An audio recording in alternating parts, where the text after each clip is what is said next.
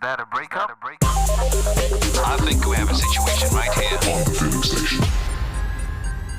Hello. Tinto. What's up? Hi. How's it going? I'm good, thanks. How are you? Doing great. Welcome to the feeding station. Thank you. For those listening to this podcast for the first time, it's a romantic family and friendship breakup podcast showcasing stories that people would like to talk about with a view to give you lessons from their experiences. Now, I hope you find today's story entertaining, but more importantly, meaningful. And the podcast, as you know, is really popular for two main reasons. The first being I do my best to keep my guests anonymous by giving them a name from the African continent. Are you ready for the name that I have for you, my friend? Yes, please. I hope it's a good one. Oh, I hope it is. So the name that I have for you is Sifa, which is S-I-F-A. And that name is from, the name is from the Democratic Republic of the Congo, and it means praise. So somebody who's good at giving praise and is praiseworthy. Okay, I love that. Nice name, right? I love it. I love it. And what are you calling the person you're talking about today? I think I'll call him Sad. Oh dear, ish. Ha. My spirit has literally just gone. I wish I could have given him an ugly name. Yeah. But I think he was a sad person, and I think he is still sad to date. Okay. So I'll leave it at that. So the story is about Sifa and Sad. And the second reason why people really enjoy this podcast is there are real life lessons that they take away from the story that you're going to share. So what lessons would you like anybody listening to walk away with, Sifa? Okay, my lessons, I will give you the first one. Uh-huh. When the gut whispers, walk away. Don't negotiate, run. I like that transition. You start by saying walk away, then don't negotiate, actually run. So the long and short of it, when the gut whispers, run. You better run. Yes, okay, cool. You better run. Do you have a second one? And then the second one, a leopard will never lose its spots. Absolutely. No two ways about it. Yeah. And then the third one, let me see. It's submission when done in love is freeing, but it's oppression when forced. So it becomes oppression when forced. You know, that's something I'm yet to learn as a man, this whole submission concept. Yeah. Why? Well, because I'm fairly easygoing, I think. Well, at least I tell myself I'm easygoing. If some people think otherwise, I don't know. That's up to them. But submission doesn't feel as important as everybody talks about it being, because I tend to get on with my own things anyway. Okay. So the requirement for submission for me is a bit gray, because by the time I'm asking you to submissive of something, what is it that I could not have done in that point? Okay, so maybe you are different men. I don't know. But let's see how it goes in the story. Let's see how it goes. You got a fourth one? Yes, please. Marry someone you truly love so forgiving can come easy. That is interesting. Because forgiveness on the cross for the thief came at the last minute, and he didn't even love Jesus. Okay. Yeah, no, sorry. I'm just thinking out aloud. To say, when you say marry someone you truly love, so forgiving comes easy. Forgiving came easy for Jesus, for someone who didn't love him. But I guess Jesus loved the sinner, right? So it was, okay, I get it. Yeah, that's a good point. It's a very good point.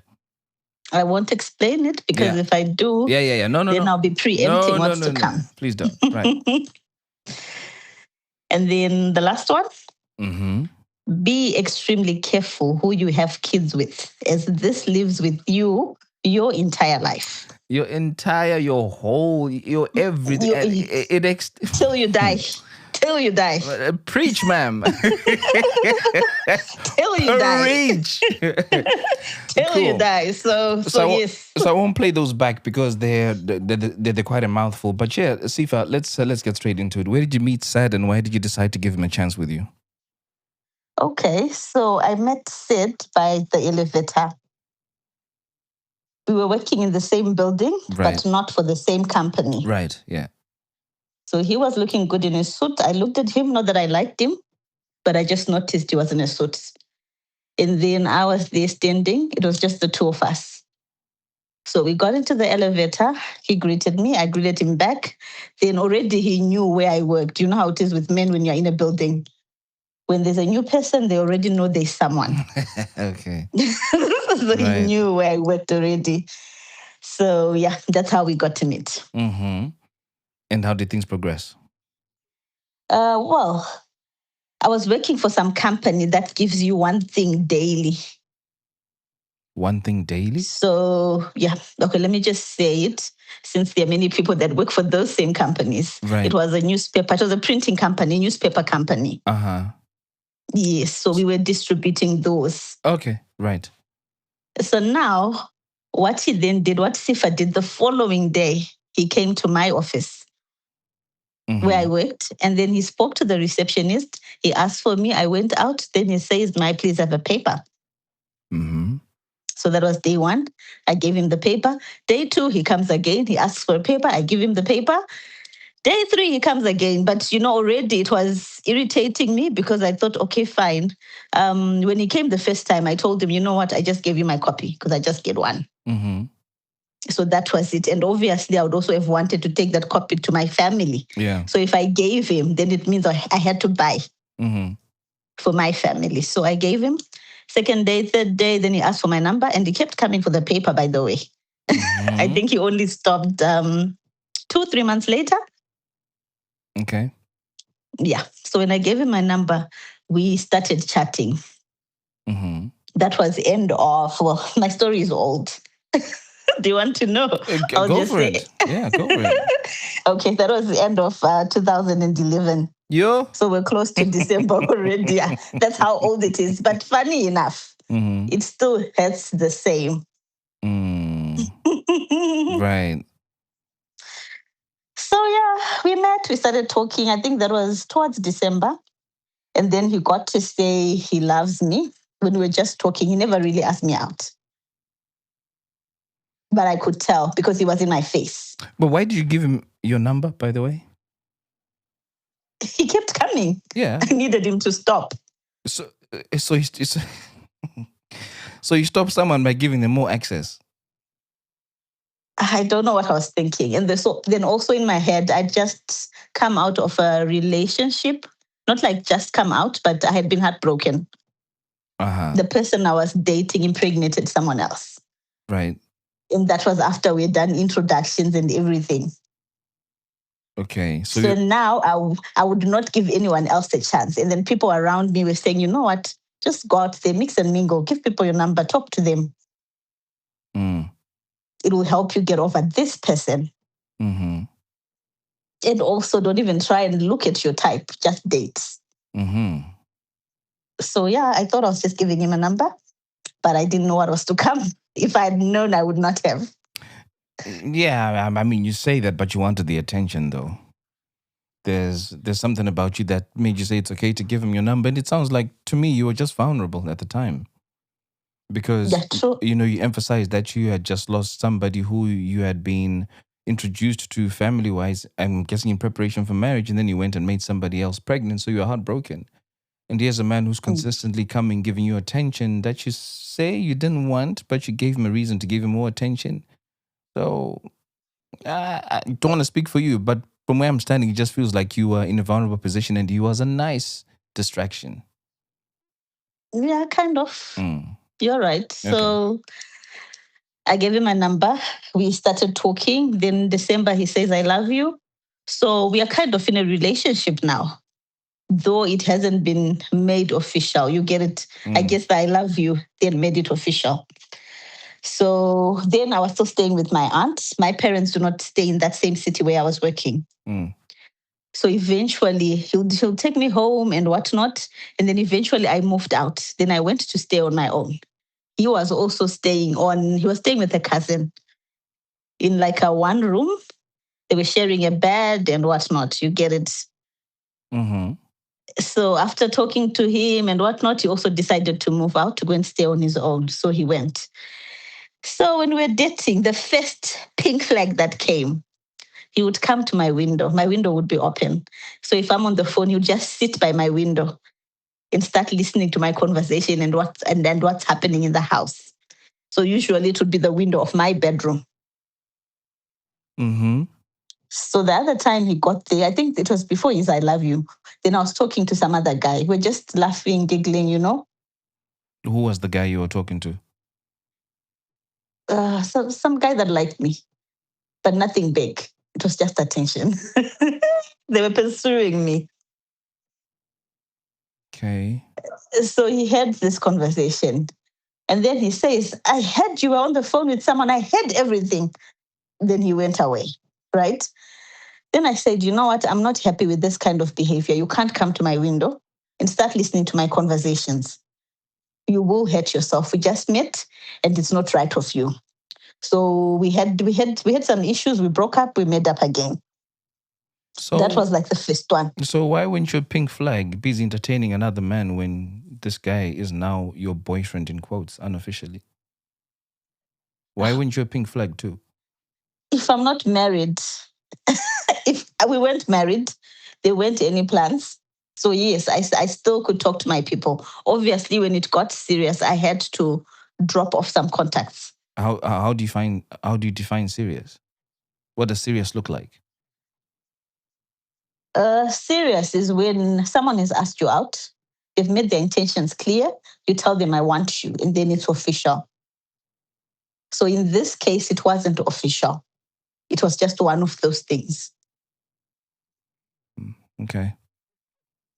I know. You know what? I'm going to give you all as it was. Yeah, good. Yeah. I'm not going to portray him as if he was black fully. And yet I also had my things that I planted. Yeah. Okay. So we moved from that. Then the next thing, he borrows my laptop. So I'm one person that doesn't delete things. So even if I chat with you today in 2026, if I'm still on app, in 2030, you will still see your chats in my phone. Right.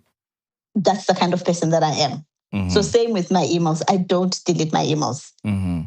So he started going back and back and back and back. So before him, I only dated 2 guys. Yeah, then him.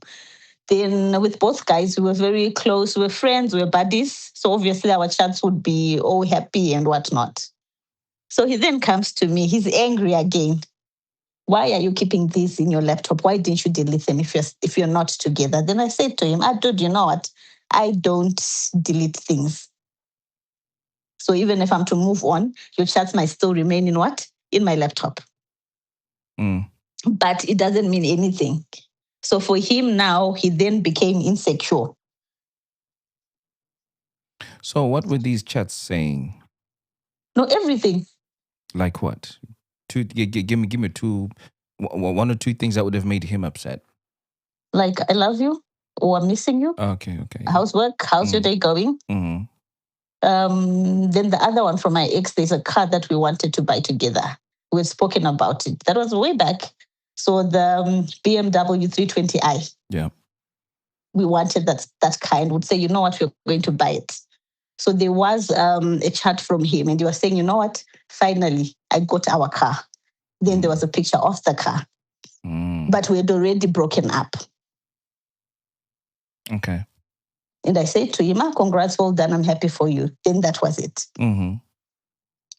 So then we started having issues, a lot of other issues. The next minute, he was then cheating on me. With who?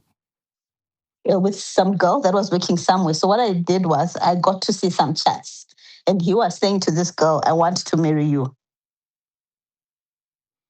Then the lady was saying, mm-hmm, you look like you're under so much pressure, like you're behind time. Why do you want to marry? Then he says, I want to make my decision fast because I'm just afraid to dump someone only for you to say no. I'm confused as we speak. Right. Okay. That was their conversation. So how did you see this conversation? On my laptop. He used my laptop. So you logged into WhatsApp on your laptop? He didn't log out. It was actually on Gmail. Oh, so these were emails? Yes. He didn't log out from my laptop. Right. Mm-hmm. So I got to see those. And then he was saying, I want to be with you, but if you can't be with me, I don't know what to do. I'd better be in hell. Then the lady was saying, that's not true. Then he says, I mean, I need to be with you. I can't be with that girl. I can't marry her. She has a lot of negatives. That was their conversation. So I then asked him about it because already he was saying, what was he saying? Already he was saying he wanted to be with me, like for the long haul. So I then said to him, what's going on?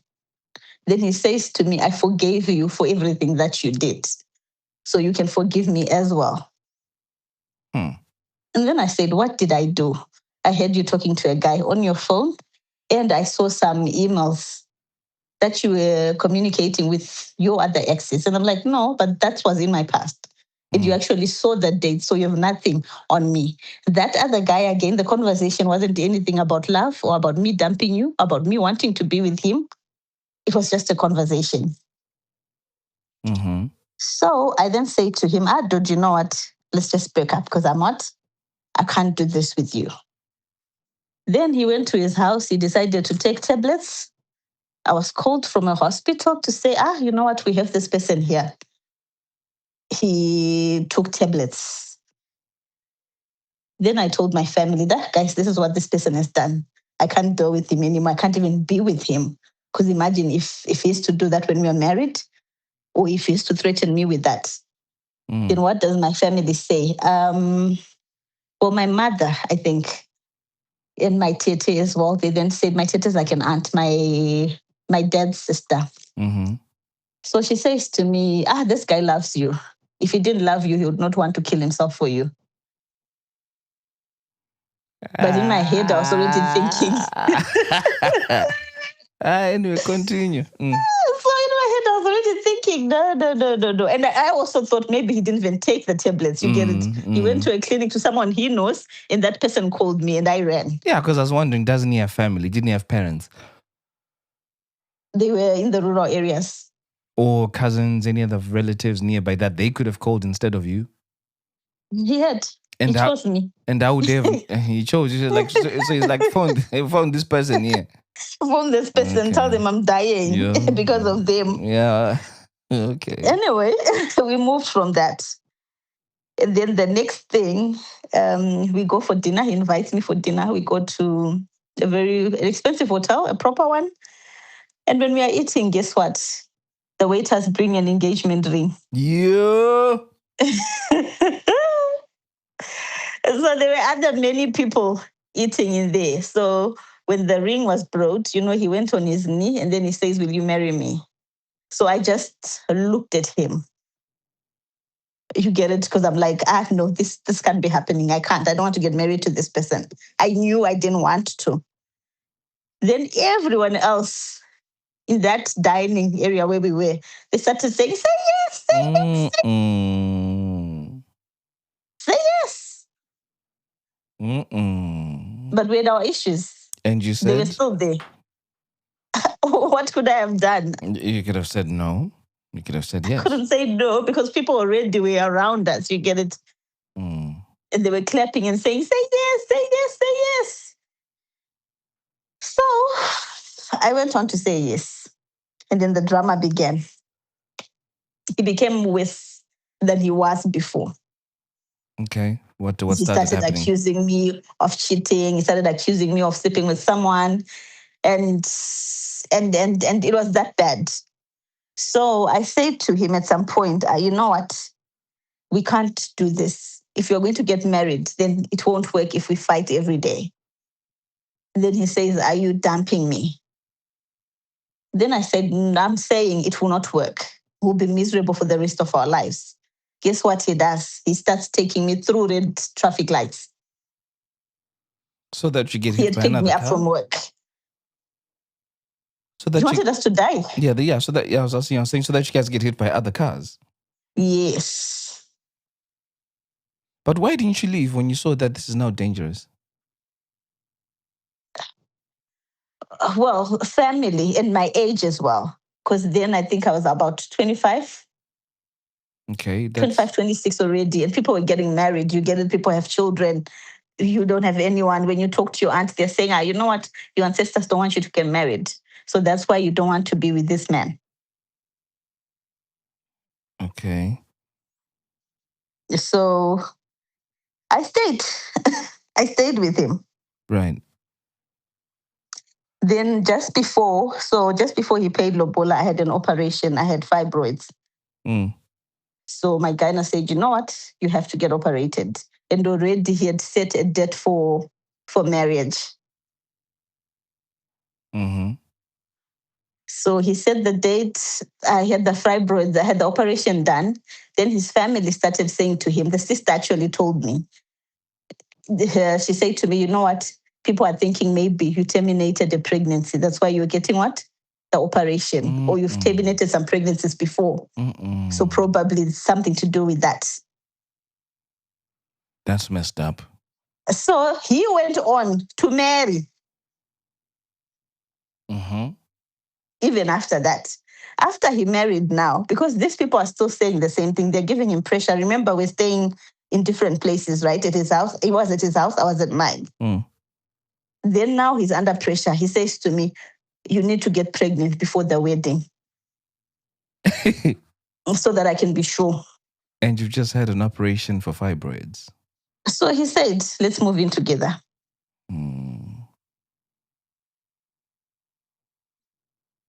So, yeah, we moved in together. Things were bad. Guess what? I had not slept with anyone else. I was a virgin, right? And then he sleeps with me.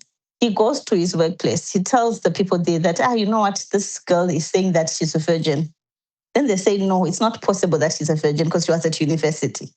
Everyone at university is busy sleeping around.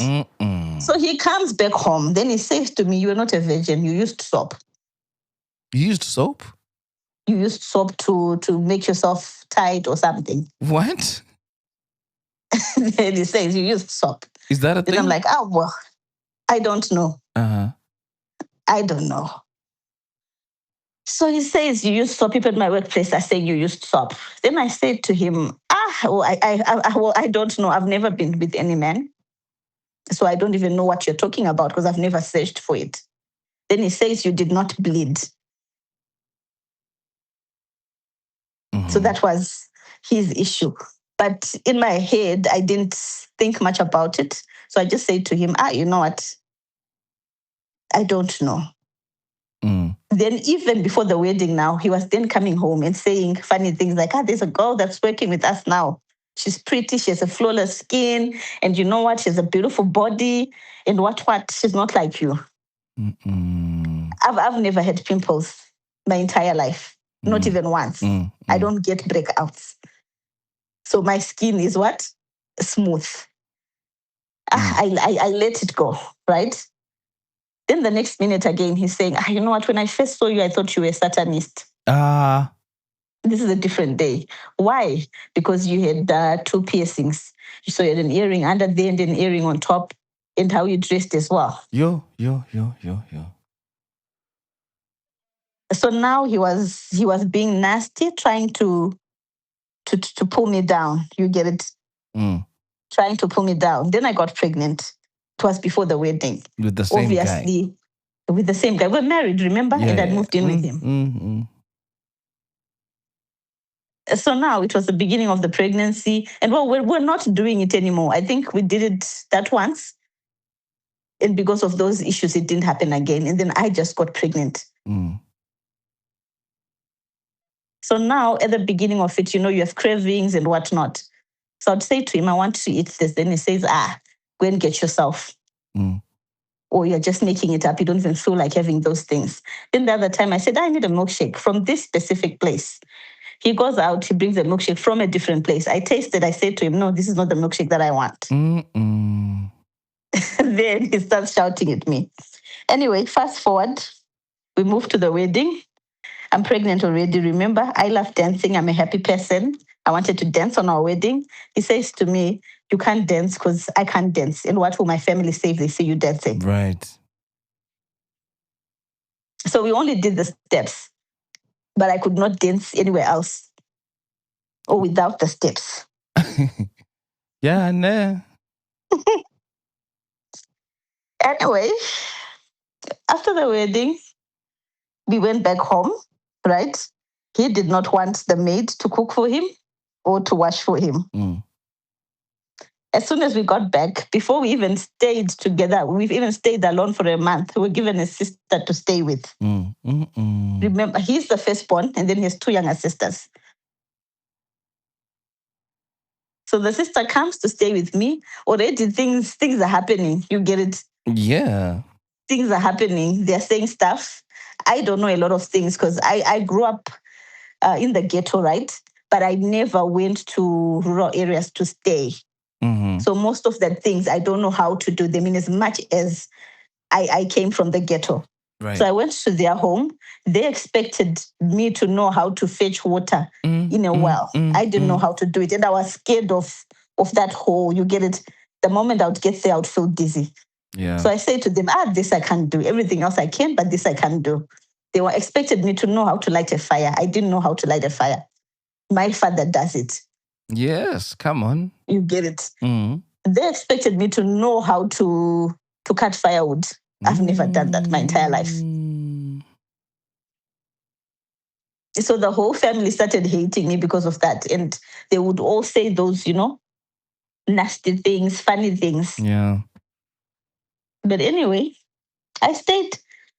I tried my best. Though I couldn't, but things were happening already.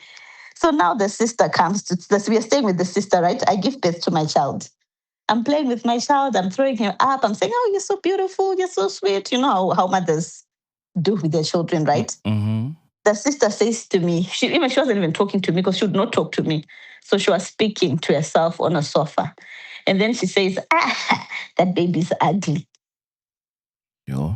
She's ugly. I can't believe you're even saying she's beautiful. Then a relative had given birth at the same time, and it was a guy at the same time with me. And it was the child was a boy. So she starts saying, that boy is way better than this child. If they were made to stand together, this one would be the boy. So my husband then comes back from work. I tell him, this is what happened. And I wasn't happy with it. It's just a child, for crying out loud. So someone can do that to a child. Then what does he do? He says, it's not possible that my sister that did that. So he went out, he spoke to the sister. Then the sister says, I never said that. Then guess what? I'm called to the sitting room. I go there. I'm made to sit.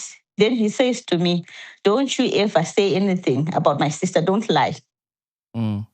If she says she didn't say something, then obviously she wouldn't have. You have to apologize to her.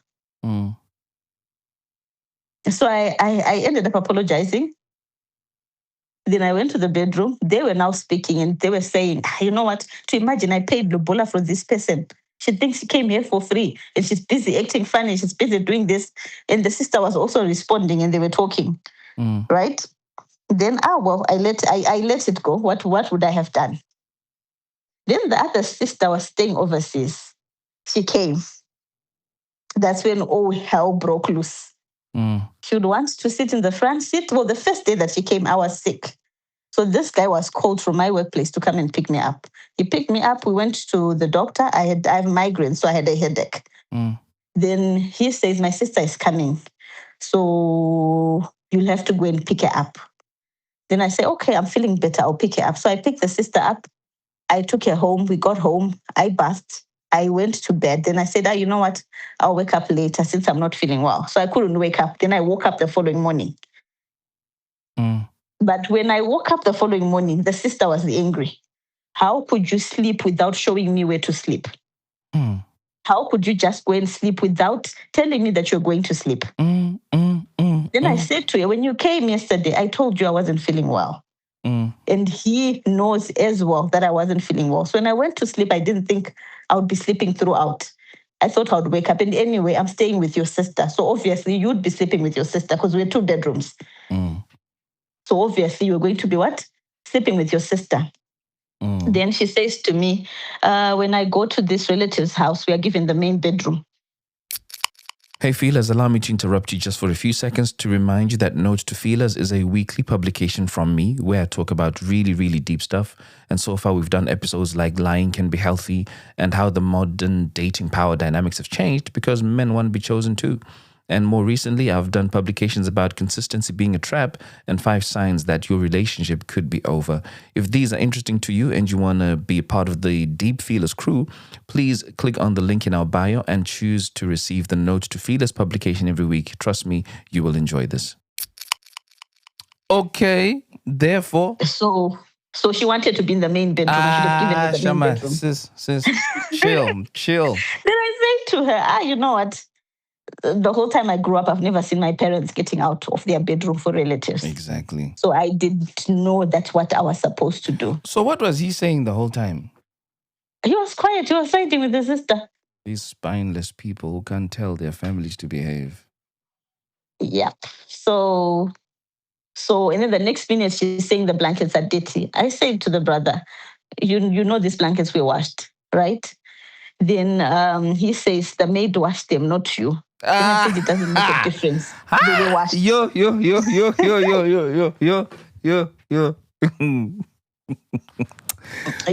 My blood is boiling for you, and this was over 10 years ago, but yo. What? So, that was it. Then I'm going to work. The sister now would sit in the front and I would sit at the back. So he would sit with the sister. The sister is younger than me, by the way. So they'd sit in the front, would go, they drop me off. They leave. I don't know where they go. He's dropped off. Then the sister takes the car. So the other time, the sister wanted us to go out at night. So I was like, you know what? I'm starting. I was still working shift work. So I was starting work at 7 a.m. So I said to them, I won't be able to wake up.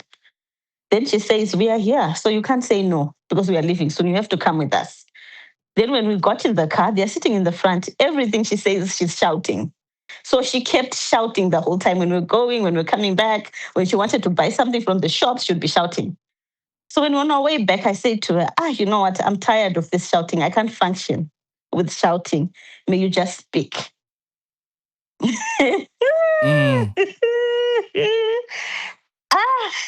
What does this man say? This is what I told you. She's rude. Okay. And what, did you leave it there? We actually got home and she said, I'm taking my bags. I'm not sleeping here. You know what? When you come in our family and you are what? Murora Makoti. When you come into our family, what's that? A bride.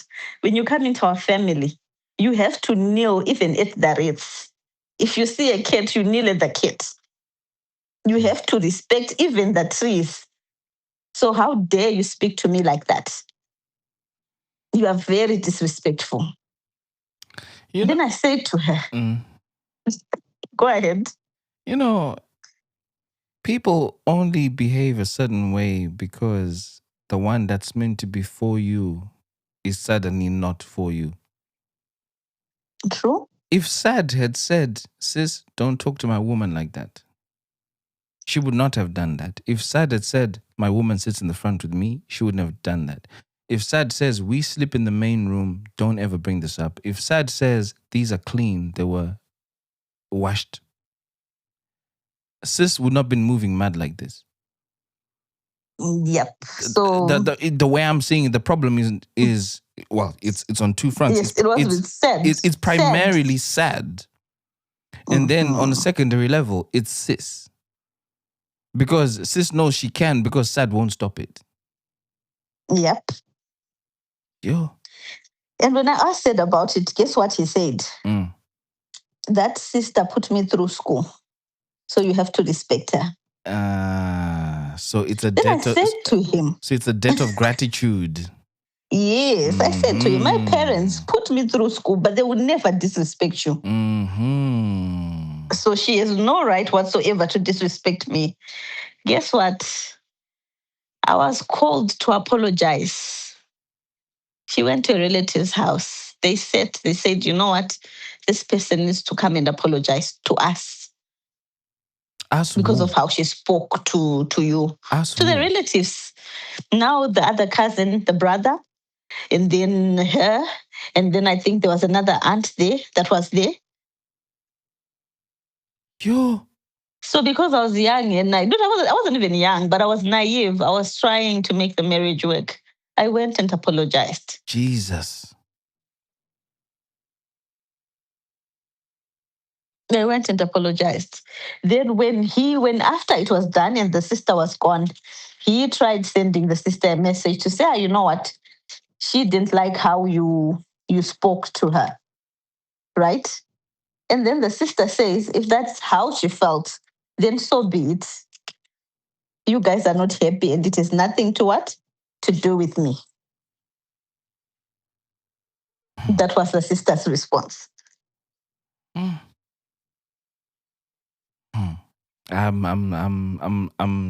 I've got nothing to say. Anyway, we move from that. I'm not talking about the conjugal rights or the premarital bed, right? Remember, I just gotten pregnant, right? And I gave birth. So there was no sexual activity in our home. Yeah, but you can it was non-existent. But you can have sex during pregnancy, though. It was non-existent. So how many times? So how many times did you have sex between you conceiving and you giving birth? Probably once. And the reason was what? To be honest, I didn't know. But because I was in other groups where there were women, they were saying, you know what, sex is this. Yesterday I heard that my man was on fire. So I didn't understand. And I didn't get why people were so happy about it or why they spoke so highly of sex because I had not experienced it. Wait, I'm confused. But eventually. I'm confused. Oh, yeah, so go on. So eventually I said to him, you know what, we hardly do this. Why? Then he says to me, isn't when we come back, we're tired, what's not. And remember, he wanted me to cook for him and me to wash for him. So even if I finished break at 10, since I was working shifts, there's a time when I finished at 10, and then there's a time I finished at 2.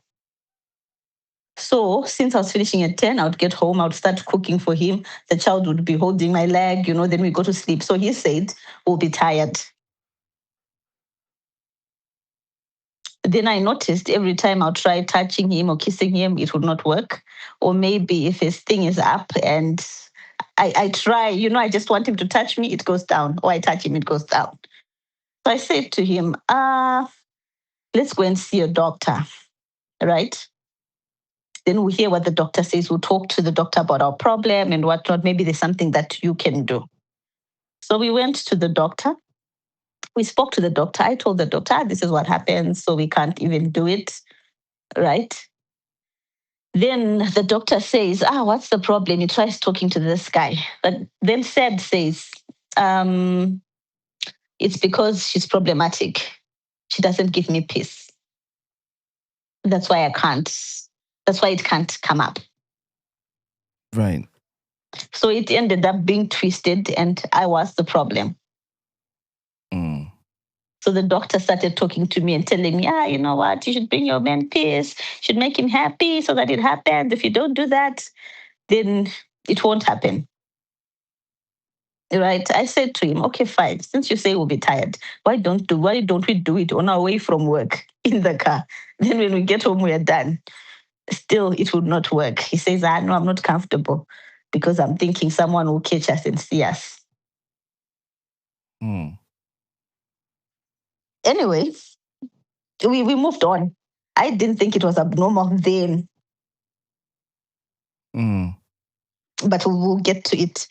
So what then happened? Okay, we go back home. It doesn't work, right? We just leave it.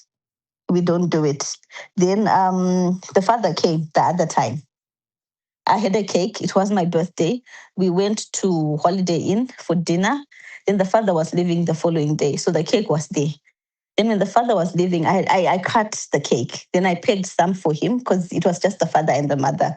Then I gave them a lunchbox and they said, no, when he's leaving, give him what? Cake to take. So what does the father do? When the father is leaving, he says, why do you want to give me a little cake in a lunchbox? This is my son's money. You give me the one in the box. and you stay with the one in the lunchbox. So my maid did that. It was an instruction, right? When we get home, we want to have cake. The cake is not there, it's in the lunchbox. Ted says, what happened? Because the maid had actually called me when I was at work, and I said to her, you know what, just give him. So we get back home. I tell Sid, Dad, this is what transpired, so we don't have cake anymore. This is what we have. But anyway, it's enough because it's just the four of us. Then he says, why are you lying? Why are you saying things about my father that's not true? That are not true. Again, they start talking with the sister as if I'm not there. This one is crazy. She thinks she came here for free. She does whatever she wants. What? I kept quiet. I let it go. Again. Then we are in our marriage. Unfortunately, this other ex of mine, kept popping up. He's an orphan. He didn't have family. So when we were dating, we'd talk about what we wanted to do and what not. So I think then he had managed to eventually get his house. So he told me about it. And then again, I responded, well done, I'm happy for you. You're doing it. You get it. So what do you mean when you say kept popping up? He kept texting you or what? What happened? Yeah, on my birthday, he would say happy birthday, but it would just be happy birthday, nothing else. Where? On Facebook or on your actual phone? On my phone. Can I ask you a question? And the times it would be on email. Let me ask you a question. Why did you keep all these access points open? At the beginning, when Sad was talking to you, you had a guy who you were talking to and you said as long as there was no ring, it's free for all for everyone. This guy has access to you. You had stuff that you didn't delete. Why did you keep these windows open?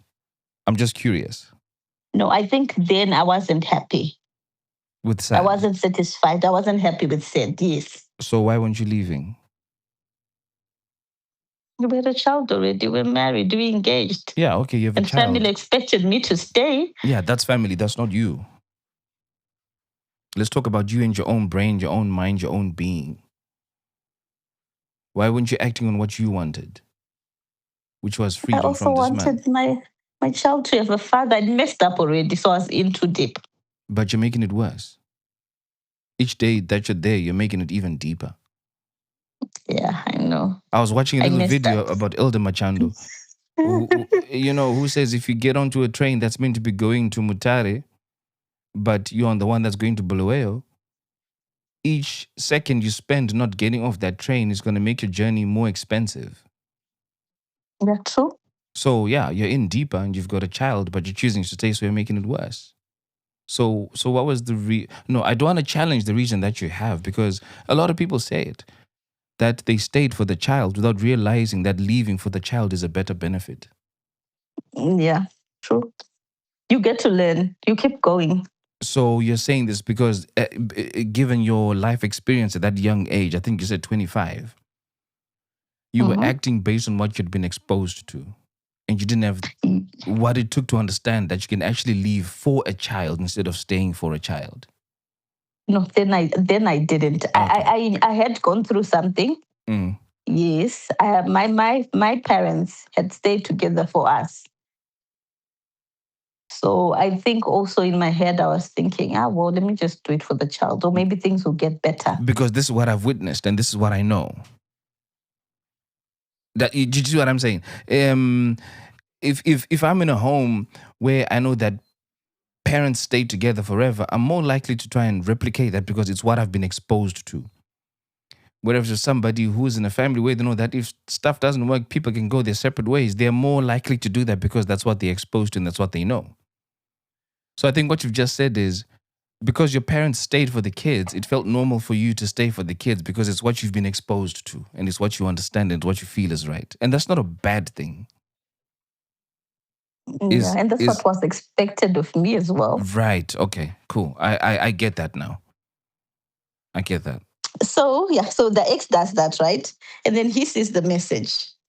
Why I'm also saying this, I want you to see the part I also played in it. You get it? I don't want it to be one-sided to make him as if he was a monster. Right. Okay, yeah. Yes. So what does this guy do? He then finds the wife's number to that guy, right? He had impregnated someone, he hadn't married, but they were staying together. In fact, I can say they were now married because they were staying together. So Sad finds this wife's number. Then they start talking. What do you mean? What do you mean they start talking? Sad starts telling him stories that they're talking, they're sending each other pictures, and this, and I think your man still loves her. So it went on and on. Then they started sending each other emails, and they were including this guy. Then the guy eventually said, and he looked me in, you know what, guys, if it's a problem, let's swap. You two can take each other since you're getting along. And I'll take this one. Because clearly, you're both not trying to make your marriages work. If she's told you there's nothing, if I've told you there's nothing, it was just a conversation. Leave it. That's what it is. Leave it. That's what it is. So now, Sad now gets angry again. And he starts saying, why? Because he thought he wasn't going to look me in, right? They're doing it behind the scenes. He gets angry. And I think at that point, he took the relatives, they took me to my father's house, and they started saying negative things about me. To say, you know what, he's done this, he's done this, he's done this. My father just says, if you guys can't make it work, or if you're fighting this much already, then you're both very young. I think it's best you just go separate ways before it gets too far. Because from everything you've said, you've not said anything good, anything good that my child is doing. All we are seeing is bad, and you guys are just fighting. She's also not saying anything good about you. So again, now he got angry. The relative got angry. So your father is advocating for us to separate. And then he started talking to his friend again. I saw the messages, and he was saying, my father has a metal tail, and he thinks he's too special. His father has a metal tail. My father has a metal tail. What does that mean? I don't even know what that means in Shona either, but it sounds wild. Okay.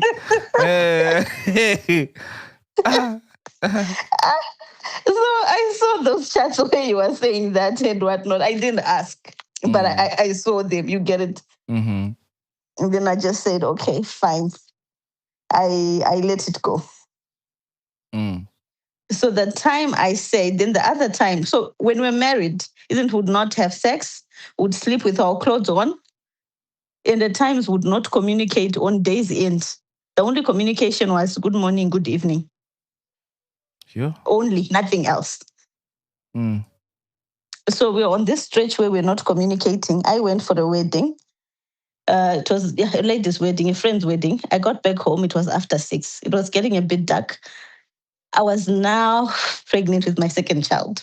And this I did intentionally. I know you're going to ask me why I got pregnant for the second time and things were not working out. I did it intentionally because I wanted to live with 2 children. I didn't want my daughter to be lonely. Right. So, yeah, I got pregnant along the way. Then I got back from the wedding. I get back home. What does he do? He starts hitting me, punching me, pushing me to the wall. Where are you coming from? You're cheating on me. Go back to where you came from. I said, no, you can't be pushing me. Can't you see I'm pregnant? Then he said, but you're sleeping around when you're pregnant. So so I said, okay, fine, I'm leaving. Then I took my daughter. My daughter was crying already. So I took my daughter, I took the maid, I took a blanket, we got into the car. Because every time we would fight, he would say, I call my relatives. I called his relatives this time around. So I called all his relatives that I knew were in the same city to say, you know what? This is what has happened. I'm by the shops with the child and with the maid. We've been chased out. So no one came. Not any one of his relatives came. I slept in the car.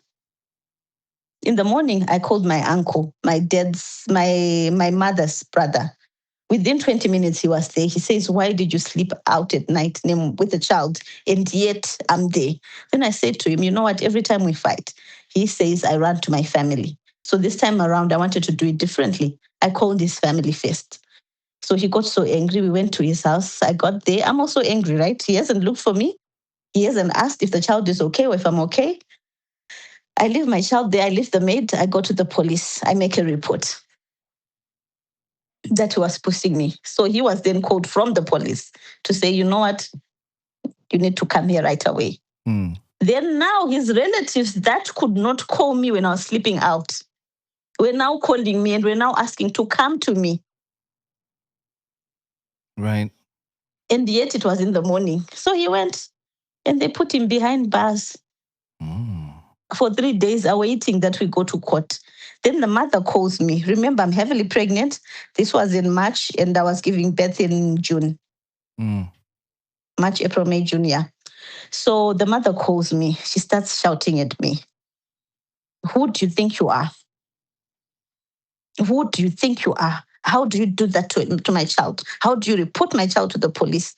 Do you think he came out from the sky? Do you think he was just flown from somewhere? Do you think he came out from a pimple? That's a child that I carried for a whole 9 months and you're busy doing that to my child. You have no shame. I'll deal with you. I'll deal with you. Then I said to your mom, I'm also someone's child and I'm heavily pregnant. And your child was hitting me when I'm pregnant. He was pushing me to the wall.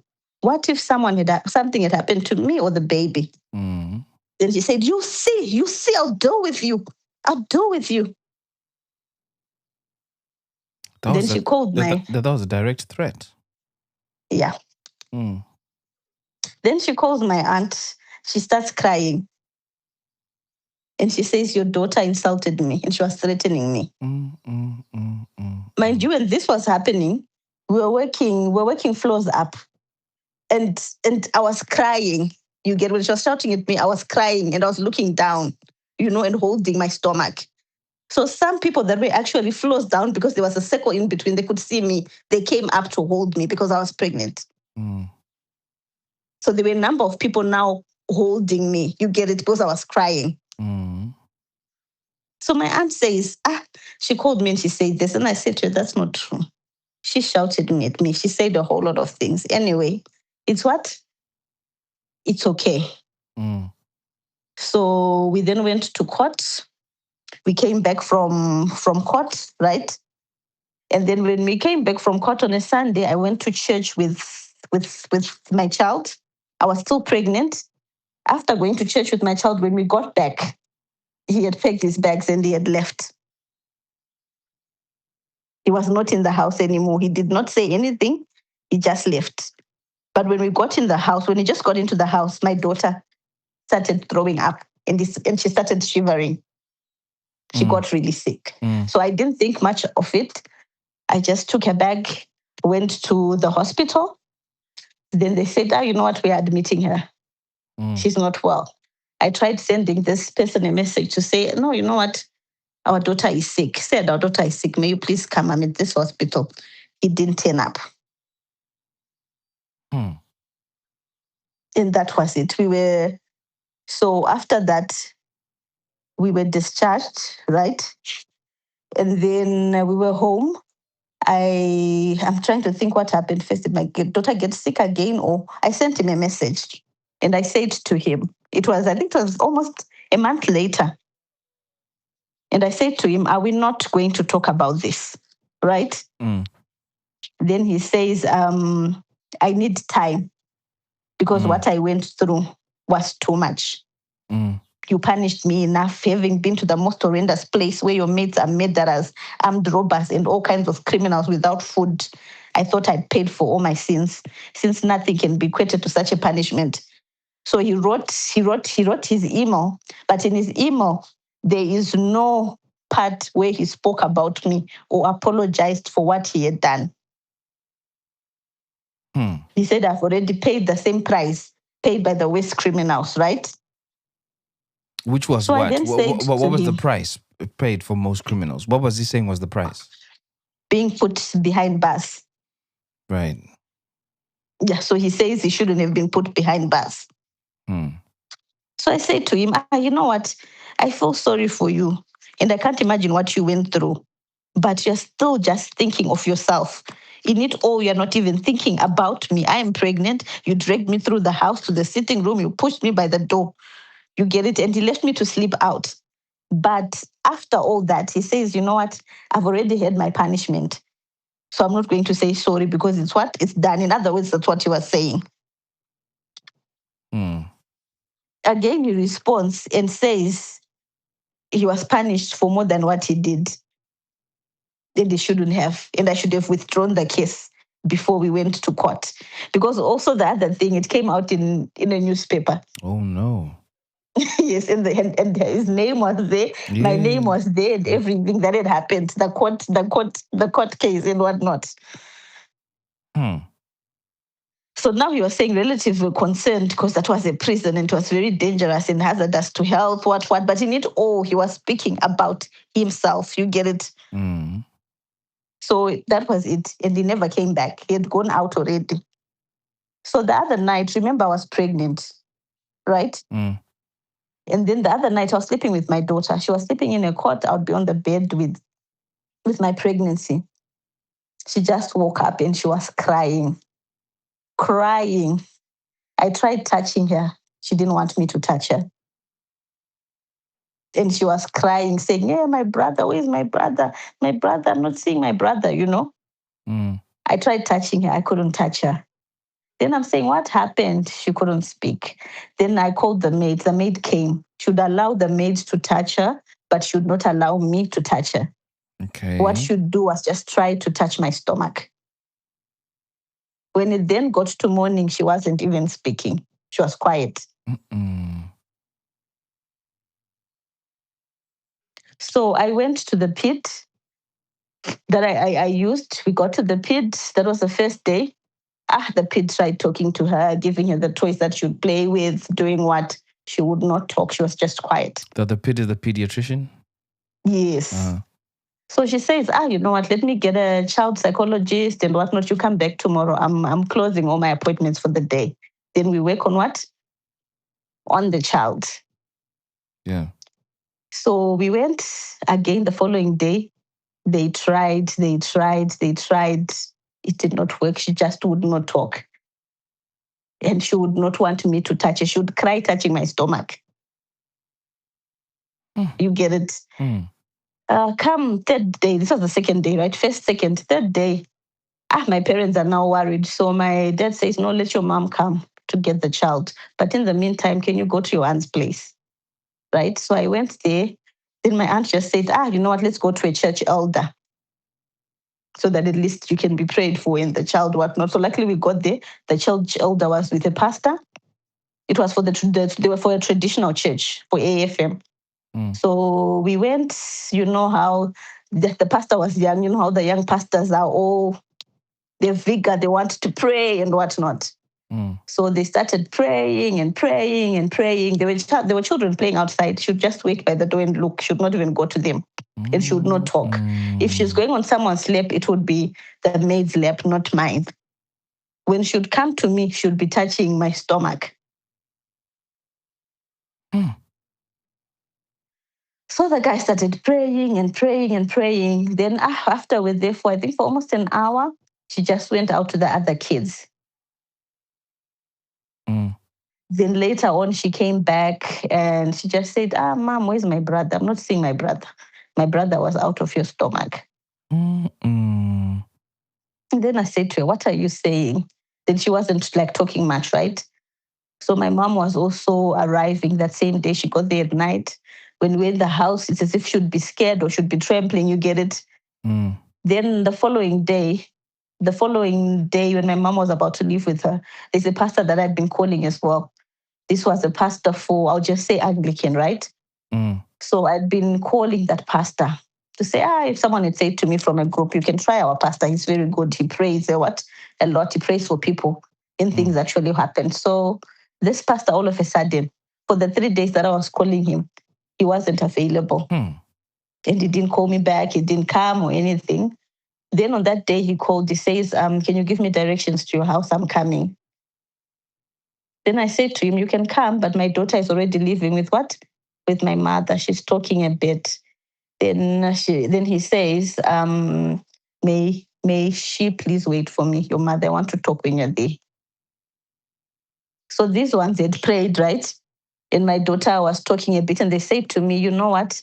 There was an attack on you, and your daughter saw that attack. You know how children are pure and whatnot. So they said, your child saw the attack. And because your child saw the attack, that's why nothing really happened to you. So your child was made to be quiet, so she would not speak as to what she saw. So this other pastor comes, he comes, he starts praying. Then he says, as you were speaking to me the past days, I saw something in the spirit. Things are not okay. And he said the same things. These other pastors had said, the elder and the pastor, to say, there was an attack on you. So the child saw something. That's why. Right? Then he says, I don't see a future, anything working. Yeah, and then he left. Now when he left, my daughter was talking fully. Then she says to me, Mom, I saw you were being attacked and my brother was out of your stomach, what not. Right? So, yeah, she spoke. Then every time I would wear a dress that was not tight, that didn't show my stomach, she would cry. Because she'd be worrying that my brother is gone. Yes. So after that. And how old was she? She was this happened in 2018. So she was 15, 16, 17. She was 3. Turning 4. So after that, I decided, you know what? She went with my mother. Things got better. She spoke. She said what she saw and what not, and we knew.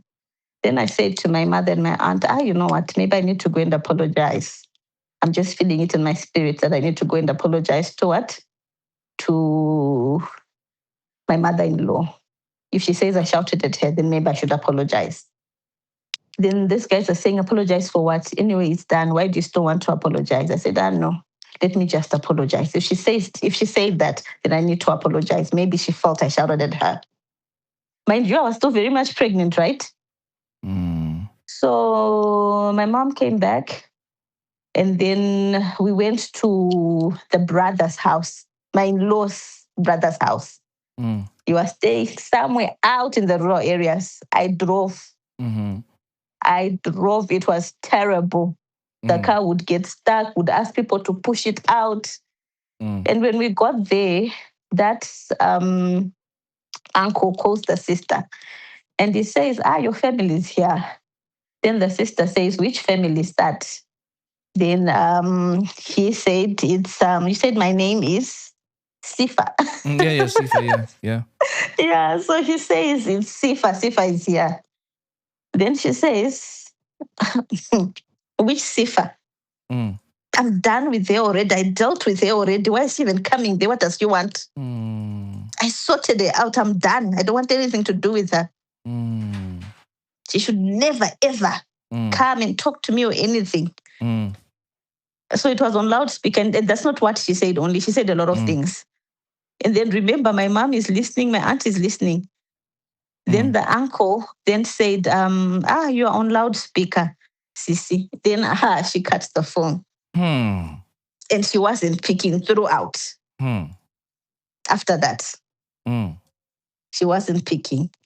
So my aunt and my mom just said, you know what, we are sorry we let you stay in this for this long. We didn't know it was this bad. Yeah. So we drove back. I gave birth to my son. These people did not come. Sad came, I think just a day. He came, he saw the child. But what I noticed was when I was changing my son, he was busy looking at his private part, right? But he didn't say anything. Then also, when I saw my son, I also thought, so Sad wasn't normal. What do you mean? Is in my son's, the length of my son's thing was a bit long, and it was like going down. It wasn't up. Oh, wait a minute. I'm trying to understand what you're saying, but in the same breath, I'm looking at our time now, and we're going to have to do this as a 2-part. Because I'm about to unravel something that I think is going to say a lot about what was happening with Sad and his penis. So Don't laugh. It's sad. I remember I said it's sad. Yeah, you did call him Sad. So you're not supposed to be laughing. I know. I'm also trying not to laugh, but you're talking about a newborn. And you're saying at least the newborn's penis was falling over and his wasn't, because it wasn't long enough to fall over, is what you're actually saying. Right? Yeah, in a way, yes, that's what I'm saying. Right. I'm not going on any further than this because I have to pick this up on part 2 given our time. And I know we really want to hear more of the story. So for all of you feelers who've managed to get it to this really sad part that is just about to disclose, you're going to have to be patient for one more week as we delve deeper into this episode about Sifa and Sad. And we will catch you on next weekend's episode. Tell me what you're feeling. Satis on Daro Raini and Chagezai. Tell me what you're feeling. Now that it's over. Satis on Daro Raini and Chagezai. Let me talk about my feelings. Let me talk about my feelings, yeah. Urudoi motor no to kujidziro amai. Kujidziro amai. Love is a fire. Urudoi motor no to kujidziro amai.